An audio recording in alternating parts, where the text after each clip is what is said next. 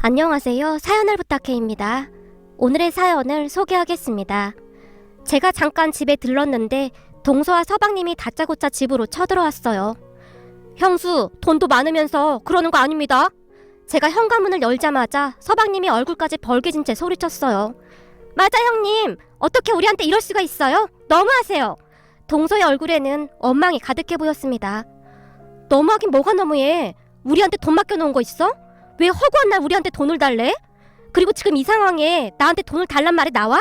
두 사람 다 정말 제정신이 아닌 것 같네요.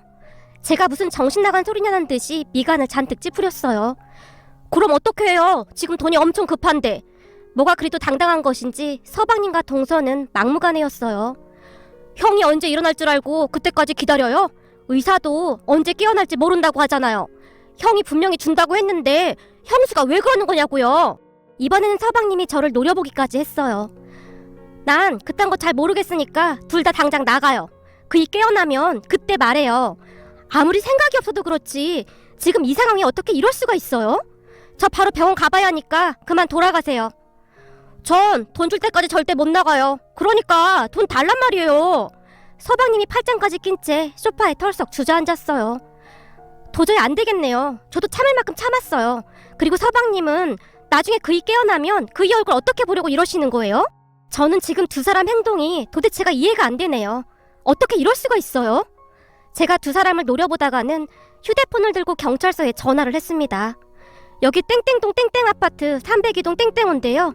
지금 누가 난동을 피우고 있거든요. 여기로 출동 좀 해주시겠어요? 형수, 진짜 이럴 거예요? 지금 시동생을 경찰에 신고하겠다는 말입니까? 지금 그 말은 우리랑 인연을 끊겠다는 말이네요? 형님, 지금 이건 천륜을 끊겠다는 말이에요. 동서가 제 팔에 매달렸어요. 하지만 제가 동서의 팔을 뿌리쳤습니다. 전화기 내려놔요. 전화기 내려놓으라고요. 동서가 제 전화기를 빼앗으려고 안간힘을 쓰고 있었어요. 그 모습을 지켜보고 있는데 참 기가 막히더라고요. 형님, 지금 뭐 하시는 거예요? 지금 형님이 우리 신고한 거예요? 분명히 말하지만 우리 가만 안 있을 거예요. 앞으로 아주버님 어떻게 되든지 우린 상관도 안 할 거예요. 동서가 방방 뛰었지만 그런 동서를 상관도 하지 않았습니다. 경찰에 신고를 했음에도 서방님 부부는 돌아갈 생각이 없어 보였어요. 결국 잠시 후 경찰이 오고서야 그 둘이 돌아갔습니다.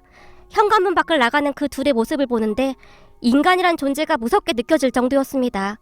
서방님과 동서는 매사 욕심이 굉장히 많았어요. 하지만 처음부터 그랬던 건 아니었는데요. 어느 순간부터 변하기 시작했습니다. 서방님 부부는 사는 게 많이 팍팍했다고 해야 할까요? 거기다 예전부터 시댁이 많이 못 사는 편이었기에 시부모님은 언제나 바쁘셨다고 했어요. 그런 와중에 남편이 동생인 서방님을 항상 챙기곤 했었고요. 그랬기에 남편은 늘 서방님을 안쓰러워하곤 했습니다. 그렇게 시간이 흘러 남편은 대기업에 취업을 했지만 서방님은 여전히 힘들게 살고 있었어요. 그리고 그런 서방님 부부에 비해 우리는 여유로운 편이었어요. 우리 부부 둘 다 대기업을 다녔기에 아무래도 서방님 부부보다는 경제적으로 여유로운 편이었으니까요. 우리 친정이 여유로운 편이었기에 결혼할 당시 부모님께서 제 이름으로 아파트도 하나 사주셨거든요. 거기다 남편도 대출받아 구입한 작은 아파트가 하나 있었습니다. 하지만 남편이 가지고 있던 아파트는 우리 회사에서 거리가 멀었기에 친정에서 사준 아파트에서 살고 있었습니다. 그런 상황이었기에 우리 부부가 여유롭게 산다고 생각했던지 서방님 부부가 우리에게 이것저것 부탁을 하기 시작했어요. 저기 미안한데 전에 형이 살던 곳에 우리가 들어가서 살면 안 될까? 많진 않지만 매달 월세비로 조금씩 보낼게. 어느 날 서방님이 조심스레 말을 꺼냈어요. 물론 처음에는 그렇게 어려울 것도 없는 일이었기에 우리도 흔쾌히 승낙을 했습니다. 남편은 힘들게 살고 있는 서방님을 보며 항상 안타까워했거든요. 하지만 그 뒤에도 서방님 부부는 수시로 우리에게 부탁을 해왔어요. 그러니까 돈을 좀 빌려달라던가 그러한 부탁이었는데 큰 금액도 아니었기에 그냥 빌려주곤 했었습니다. 물론 이런저런 핑계를 대며 그 돈을 갚은 적은 단 한 번도 없었고요. 하지만 돈을 갚으라고 재촉하거나 하지도 않았습니다. 서방님 부부가 어렵게 사는 것을 그 누구보다도 잘 알고 있었으니까요. 어느 날은 친정아빠가 남편에게 새 차를 사주셨어요. 남편이 워낙 착한 사람이었기에 친정 부모님께도 참 잘했거든요. 그런데 그 사실을 알게 된 서방님이 남편에게 득달같이 전화를 해왔습니다. 그럼 형이 타던 차 놔주면 되겠네. 형은 돈도 많으니까 그까지 차 정도는 줄 수 있지 않나? 난 차 사줄 장인도 없고 참 인생이 왜 이 모양이냐? 서방님이 풀 죽은 목소리로 말했어요. 아마도 그때부터였던 것 같은데요. 서방님 부부는 마치 우리 돈이 자기들 것 마냥 아주 당연하다고 생각하는 듯 했거든요. 그런 서방님 부부 때문에 조금씩 불편해지고 있을 무렵 우리 부부에게 위기가 닥쳐왔습니다. 남편이 큰 교통사고를 당했거든요. 남편은 한동안 깨어나질 못했습니다. 그리고 그때쯤 저는 남편으로 인해 제정신이 아니었어요. 회사에 휴직기까지 낸 채 남편 곁을 지켰거든요. 우리 친정 부모님 또한 하루도 거르지 않고 병원을 찾아오셔서 남편이 깨어나기만을 간절한 마음으로 기다리셨습니다. 정말이지 하루하루 지옥 속에 살고 있었다고 보셔도 될 것 같습니다. 병원 침대에 누워있는 남편을 보며 세상에 있는 모든 신들에게 기도하고 또 기도했으니까요. 그런데 그 와중에도 서방님 부부가 저를 찾아왔던 거였어요. 집을 사야 하는데 돈이 없다고 하면서 말이죠. 서방님 말로는 우리 남편이 돈을 보태주기로 했다는 거였어요. 형이 언제 깨어날지도 모르는데 우선 돈부터 주세요. 우리 집 잔금 치러야 한단 말이에요. 어느 날 남편이 입원해 있는 병원으로 찾아온 서방님이 제게 다짜고짜 돈을 내놓으라고 떼를 쓰기 시작했어요. 서방님, 형님이 의식도 없이 저러고 누워있는데 지금 이건 예의가 아닌 것 같네요. 그리고 전 그런 얘기 들은 적도 없습니다. 너무나 어이가 없었기에 저는 더 이상 할 말이 없었거든요. 사람이라면 최소한 형 안부부터 걱정해야 하는 게 맞지 않나요? 의사 말이 형이 언제 깨어날지 모른다고 하던데 그럼 우린 어떡해요? 그냥 이대로 기다릴 순 없잖아요. 글쎄, 저는 모르는 얘기라니까요. 남편 깨어나면 그때 다시 얘기하세요. 제가 매몰차게 뒤를 돌아섰습니다. 하지만 그 뒤에도 서방님 내외가 수시로 찾아와서 떼를 썼어요. 그리고 저도 그 둘의 모습을 보며 옥이라는 것이 생기기 시작했습니다. 절대 한 푼도 주고 싶지 않았거든요. 그러면 그럴수록 서방님 부부의 행패가 더욱 심해져 갔습니다. 결국 저는 경찰에 신고까지 하게 되었고요. 제가 가장 이해할 수 없었던 부분이 있었는데 동서야 그렇다 치더라도 서방님의 행동이 도저히 이해가 되지 않았어요. 다른 사람도 아니고 한 뱃속에서 나온 형이 의식조차 없이 사경을 헤매고 있는데 그런 형은 신경도 쓰지 않은 채 어쩌면 이럴 수가 있단 말입니까? 서방님에게 우리 남편은 부모와 같은 존재였는데 말이죠. 거기다 더 기가 막혔던 건 남편이 교통사고를 당한 뒤 시부모님조차도 나몰라라 했는데요. 병원에 한두 번 찾아와서는 아유, 우리 팔자가 왜 이 모양이야? 상남이 대기업 들어가서 우리 팔자도 좀 피나 했더니 이게 웬 날벼락이야? 시어머니께서는 남편의 안위보다는 앞으로 당신들이 어떻게 살아가야 하나 그 걱정뿐인 것 같았어요. 앞으로 우리 집안에 가장은 우리 둘째밖에 없으니까 너는 아무 말도 하지 말고 둘째가 하라는 대로 다 해야 한다. 무슨 말인지 알겠냐? 네? 그게 무슨 말씀이세요? 그 이가 지금 어떻게 된 것도 아니고 의사 선생님이 더 지켜봐야 한다고 했는데 어떻게 그런 말씀을 하실 수가 있으세요? 시어머님의 말에 큰 충격을 받았던지라 제 입술이 파르르 떨리고 있었어요. 딱 보면 모르겠냐? 지금까지 안 깨어난 거면 가망이 없는 거 아니겠어? 그리고 우리가 부모인데 지금 우리 심정이 어떤지 알기나 해? 우리도 지금 앞이 깜깜할 지경이야. 앞으로 어떻게 살아야 할지 막막하단 말이다. 그러니까 우리도 살 궁리를 해야 하지 않겠느냐 말이야. 시어머님은 오로지 당신들 걱정만 할 뿐이었고 옆에 계시던 시아버님은 한숨만 쉬고 계셨어요. 그렇게 시댁가족들과 저의 신경전이 점점 막장으로 치닫고 있었습니다.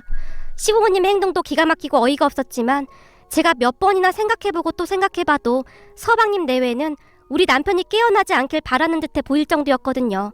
그리고 얼마 뒤 저는 그 이유를 알고 경악을 금치 못했습니다. 서방님과 동서의 만행은 어마어마했는데요. 동서가 보험 일을 꽤 오래 하고 있었어요. 그런 동서가 안쓰러워서 남편과 제가 보험을 꽤 많이 들어줬었는데요. 어떻게 한 것인지는 모르겠지만 남편이 들었던 보험 전부의 수익자가 서방님으로 되어 있었어요. 서방님 말로는 남편이 그렇게 하라고 했다는 말만 할 뿐이었어요. 형이 제가 힘들게 산다고 수익자를 다 저로 하라고 했어요. 형수는 형 보험금 없이도 잘 먹고 잘 살 수 있다고요. 서방님은 그 말만 할 뿐이었어요. 서방님은 남편이 어떻게 되든 별 상관이 없다는 그런 표정이었습니다. 그러니까 서방님 부부는 우리 남편이 깨어나지 않을 거라고 확신하고 있었다고 해도 과언이 아니었습니다. 그리고 저는 그들의 모습에서 악마를 보았습니다. 사람이 얼마나 추악해질 수 있는지 눈앞에서 똑똑히 확인했으니까요. 하지만 세상은 서방님 부부 편이 아니었습니다. 어느 날 아침 우리 남편이 마치 기적과도 같이 깨어났거든요. 남편이 깨어났다는 소식을 들은 서방님 부부가 사색이 된 채 병원으로 쫓아왔습니다. 형이 깨어났다는 게 정말이에요? 병원 복도에서 마주친 서방님이 저를 보며 물었는데 서방님의 눈동자가 심하게 떨리고 있었어요. 네, 오늘 아침에 깨어났어요. 의사 말로는 하늘이 도운 것 같다고 했어요. 근데 참 이상하네요. 형이 깨어났는데 서방님이랑 동서 표정이 왜 그래요? 하나도 기쁘지 않은 것 같네요. 형수님, 무슨 말을 그렇게 하세요? 안 기쁘긴요. 당연히 기쁘죠. 하나밖에 없는 형인데요. 남편이 의식이 없는 동안 형수라는 호칭만 사용하던 서방님의 입에서 오랜만에 형수님이라는 단어가 튀어나왔어요. 병실 들어가 보세요. 형 깨어났으니까 얼른 가서 돈 달라고 하셔야죠. 돈이요? 에이, 형이 이렇게 누워있는데 돈은 무슨 돈이에요? 왜요? 형이 돈 주기로 했다면서요. 급한 돈인 것 같은데 얼른 가서 말하세요. 형수님, 왜 그러세요? 지금은 형이 안정을 취할 때잖아요? 저도 양심이 있지. 어떻게 그래요? 그리고 그때 저희가 형수님한테 그렇게 한 건 다 잊으세요. 저도 형이 의식이 없는 상태라 충격을 많이 받아서 그런 거니까요. 서방님의 태도가 완전히 바뀌어 있었어요. 그 모습에 그저 어이가 없을 뿐이었지만 우선은 남편의 회복이 먼저였기에 저도 모른 척하고 말았습니다. 그 뒤 시간이 얼마나 지났을까요? 남편이 퇴원을 하게 되었어요. 여보, 정말 고마워. 병원에서 간호사님이 그러더라. 나보고 전생에 나라를 구했다고. 어? 그게 무슨 말이야? 아니, 내가 이번에 느낀 게 참 많았어. 병원에 의식도 없이 누워있는 동안 장모님이랑 당신이 지극정성으로 간호했다는 소리 들었어. 근데 우리 부모님이랑 내 동생은 얼굴도 잘 안 비쳤다고 하더라. 간호사님이 한동안 장모님이 우리 엄마인 줄 알았대.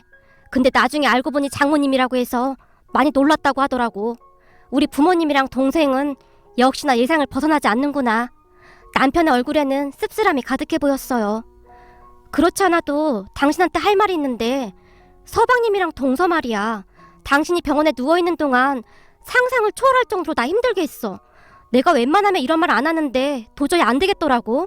당신이 서방님한테 돈 주기로 했다면서 돈 내놓으라고 난리를 쳐서 경찰까지 불렀었어. 거기다 당신이 동서한테 들었던 보험 대부분의 수익자가 서방님으로 되어 있다던데 혹시 당신 그거 알고 있었어? 당신이 동의했다고 하던데? 뭐? 내가? 내가 언제? 난 그런 적 없어. 그럼 내가 누워있는 동안에 보험금 받을 생각만 하고 있었다는 거네? 참 하나뿐인 동생이 그러고 있었다니 기가 차서 말이 안 나온다. 그동안 불쌍해서 이것저것 챙겨줬었는데 도저히 안 되겠다. 이번 기회에 아주 연을 끊던지 해야지. 사람이라면 절대 그렇게 못해. 남편의 몸이 부들부들 떨리고 있었어요. 그 뒤 남편이 서방님에게 보험 관련 서류들을 전부 다 가지고 오라고 했고 서방님 부부가 놀라서 찾아왔어요. 내가 재수씨한테 보험 알아서 잘 해달라고 했더니 어떻게 이럴 수가 있나요? 나는 재수씨가 시키는 대로 사인하라는 곳에 사인만 했는데 결국 나한테 사기친 거네요. 제가 재수씨를 믿고 다 맡긴 건데 어떻게 이럴 수가 있어요? 제가 언제 수익자를 동생으로 하라고 했습니까? 아니, 그게 말이죠. 혹시나 아주버님 잘못되면 형님이 모든 보험료를 다 가져가게 되는데 그러면 좀 그렇잖아요. 사실 시부모님이나 이 사람이 아주버님 핏줄인데 피를 나는 가족이 가져가는 게 맞는 거죠. 형님은 피 한 방울 안 섞인 남이잖아요. 거기다 제가 보니 여자들이나 남자들이나 보험금 낼름 챙겨가서 나중에 재혼까지 하고 아주 잘 살더라고요. 어머님께서도 저한테 그렇게 하라고 하셨어요. 그러니까 저한테 너무 그러지 마세요. 진짜 무서운 사람이다. 동서, 어떻게 그런 말을 할 수가 있어? 그럼 서방님 보험도 수익자가 우리 남편이겠네? 동서 말대로라면 그게 맞는 거잖아? 동선에는 수익자 누구로 되어 있어? 그게 우리는 제가 수익자로 되어 있죠. 어떤 점쟁이가 그러는데 우리 남편은 생명줄이 엄청 길다고 했거든요. 뭐라고? 동서는 지금 그게 말이 된다고 생각해? 너무나 어이가 없어서 제가 더 이상 말을 잇지 못했는데요. 그 순간 남편의 낯빛이 더욱 어두워졌습니다. 그리고 내가 언제 너한테 돈 준다고 했어? 네 형수한테 들으니 네가 돈 달라고 난동까지 비웠다며? 내가? 아니야 형, 그럴 리가 없잖아. 형이 그러고 누워있는데 내가 어떻게 그런 짓을 하겠어? 서방님이 놀란 채 순간 발뺌을 했어요. 서방님, 그럼 제가 거짓말을 하고 있다는 거네요? 형수님, 그게 아니라 제가 돈을 좀 빌려달라고 했지 왜 말을 부풀리시는 겁니까? 너무 서운합니다. 형, 나 못 믿는 거야? 나 하나뿐인 형 동생이잖아. 서방님이 적반하장으로 저를 몰아붙였어요. 그래요? 그럼 누구 말이 맞는지 우리 남편이 판단하면 되겠네요. 제가 서방님을 노려보며 휴대폰에 녹음된 내용을 재생시켰습니다. 그 순간 서방님과 동서의 안색이 창백해졌는데요. 형수님, 설마 그동안 우리 대화 내용 다 녹음한 거예요? 사실 저도 이렇게까지 할 생각은 없었는데 서방님이랑 동서한테 질릴 대로 질려서요. 우리 그이는 사경을 헤매고 있는데 해도 해도 너무하더라고요. 그래서 혹시 몰라서 녹음해놨어요. 제가 경멸 가득한 눈빛으로 두 사람을 바라봤어요. 하지만 두 사람은 제 표정을 신경 쓸 여유조차 없는 것 같아 보였는데요. 두 사람은 이미 혼비백산에 있었거든요. 결국 휴대폰에서 두 사람의 목소리가 새어나오면서 그동안 제게 했던 것들이 낱낱이 밝혀지게 되었습니다. 그동안 어렵게 사는 것 같아서 모른 척하고 도와준 건데 사람이라면 절대 이런 짓 못하지. 남편이 고개를 절레절레 흔들었어요. 형, 내 말 좀 들어봐. 내가 잘못한 건 맞는데 생각해봐. 만약에 형이 잘못되기라도 하면 엄마 아버지도 내가 책임져야 하잖아. 그래서 그랬어. 나 혼자 잘 먹고 잘 살려고 그랬던 건 아니야. 정말이야.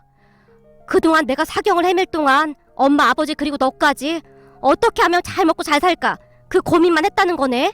근데 어쩌냐, 내가 이렇게 갑자기 의식을 회복해서 가족들을 위해서는 내가 그냥 떠나줬어야 했는데 남편이 그저 쓴웃음만 지을 뿐이었어요. 형, 미안해. 정말 미안해. 형이 잘못되면 어떻게 해야 하나 너무 무서워서 그랬어. 다 필요 없고 난 앞으로 친가 가족들 없다고 생각하고 살 테니까 다시는 찾아오지 마라. 그리고 니들이 살고 있는 그 집도 비워줘야겠다. 사실 때가 되면 난 그 집 명의를 네 명의로 바꿔주려고 했거든. 난 적어도 네가 내 하나뿐인 동생이라 안타까운 마음이 들었거든. 근데 그동안 넌 날 형으로 생각하지도 않았구나. 너한테 난 그저 돈줄이었구나. 이번 달 말까지 짐 빼서 나가. 그 집 다른 사람한테 전세 줄 거니까. 남편의 얼굴은 마음감이 교차하는 듯 했는데 그동안 믿었던 시댁 가족들의 배신에 치가 떨린다는 듯 고개를 절레절레 저을 뿐이었어요. 형, 잘못했어. 정말 잘못했어. 한 번만 용서해줘. 지금 우리 보고 나가라고 하면 어쩌란 거야. 네 형수한테 들어보니 아파트 잔금 내야 한다고 돈 달라고 했다며. 그 집에 들어가서 살면 되겠네. 아니야, 그거 다 거짓말한 거야. 한 번만 용서해줘. 지금 나가면 우리 밖에 나앉아야 한단 말이야. 난 모르니까 얼른 짐 싸서 나가라. 안 그러면 경찰에 신고할 테니까. 보따리 싸서 엄마 아버지 집에 가서 같이 살면 되겠네. 그리고 다시는 우리 찾지 마라. 남편의 표정에서 찬바람이 쌩쌩 불고 있었어요. 그 뒤 서방님과 동서가 쫓겨나듯 나갔는데요. 잠시 후에 시부모님께 연락이 왔어요. 첫째야, 우린 그저 둘째가 시켜서 그런 것뿐이다. 병원도 둘째가 절대 가지 말라고 해서 못 간 거야. 우린 정말 억울해. 그러게요. 억울하긴 하시겠네요. 제가 요단강을 건넜어야 했는데 일이 쌩쌩이 살아났으니까요. 보험금이 꽤 됐을 텐데 아까워서 어떡해요? 자식이 그러고 누워있는데 부모라면 절대 그럴 수는 없는 겁니다. 그러니까 앞으로 저는 부모님 없다고 생각하고 살겠습니다. 다시는 연락하지 마세요. 남편이 냉정하게 전화를 끊어버렸어요.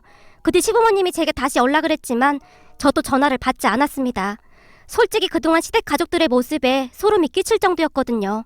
돈이 아무리 중요하다고 해도 그렇지 자식보다 소중할 수는 없는 거잖아요. 저는 그저 무섭다는 생각밖에 들지가 않았어요. 그런 시부모님의 행동에 남편도 몸서리를 쳤으니까요. 평생을 돈 때문에 쪼들리다가 그나마 나 때문에 조금 편해졌거든. 아마도 예전에 구질구질하게 살던 그때로 돌아가고 싶지 않았겠지. 당신은 잘 이해하기 어렵겠지만 예전부터 우리 엄마는 자식보다 돈을 더 중요하게 생각했거든. 남편이 쓰디쓴 미소를 지었어요. 얼마 뒤 서방님 부부는 아파트에서 쫓겨나다시피 나갔습니다. 그동안 서방님은 변변한 직업도 없이 동서가 벌어오는 돈과 우리 남편에게 빌붙어서 받은 돈으로 살아가고 있었는데 돈 나올 구석이 없으니 난리가 났다고 하네요. 사실 동서가 하는 보험 일도 우리 남편이 이리저리 소개시켜줘서 그나마 먹고 살고 있었다는데요. 그마저도 끊겨서 난리가 난 모양이고요. 생각 같아서는 보험회사에 수익자를 제멋대로 한 것까지 신고하고 싶었지만 똑같은 사람이 되고 싶지 않아 그건 그냥 두기로 했습니다. 물론 그동안 들어간 보험은 전부 해약해버렸고요. 그렇게 시부모님과 서방님 부부가 시부모님 집에서 같이 살고 있다고 하는데요. 서로 으르렁거리면서 살고 있다는데 서방님 부부가 집이 없으니 나가지도 못하고 꼴이 아주 말이 아니라고 하더라고요. 요즘도 간혹가다 연락이 오긴 하지만 남편은 냉정하리만큼 전화를 끊어버리고 있어요. 그건 저도 마찬가지랍니다. 수신 차단을 했는데 모르는 번호로 전화가 계속 걸려오고 있거든요. 우리 남편이 병원에 누워서 사경을 헤매던 그때 그들이 우리에게 한 짓을 절대 잊을 수가 없었으니까요. 어느 날은 우리 엄마가 안타까운 듯이 말씀하셨는데요. 아니 세상에 이렇게 착한 사람이 어딨다고. 최서방한테 가족들이 왜 그랬는지 도대체 이해가 안 된다. 보고 있으면 참 딱하기도 하고 마음이 안 좋아. 우리 부모님은 그런 남편을 참 따뜻하게 대해주시고 계신답니다. 물론 남편 또한 친정 부모님께 그렇게 잘할 수가 없어요. 하지만 앞으로 시댁 가족들과는 도저히 연락을 하고 지낼 수가 없을 것 같네요. 사람 본성은 절대 변하지 않는다고 하던데 시댁 가족들에 대한 신뢰가 완전히 무너졌으니까요. 부디 시댁 가족들이 바른 마음으로 살아갔으면 좋겠습니다. 오늘의 사연은 여기까지였습니다. 즐겁게 보셨다면 구독, 좋아요 부탁드립니다. 고맙습니다.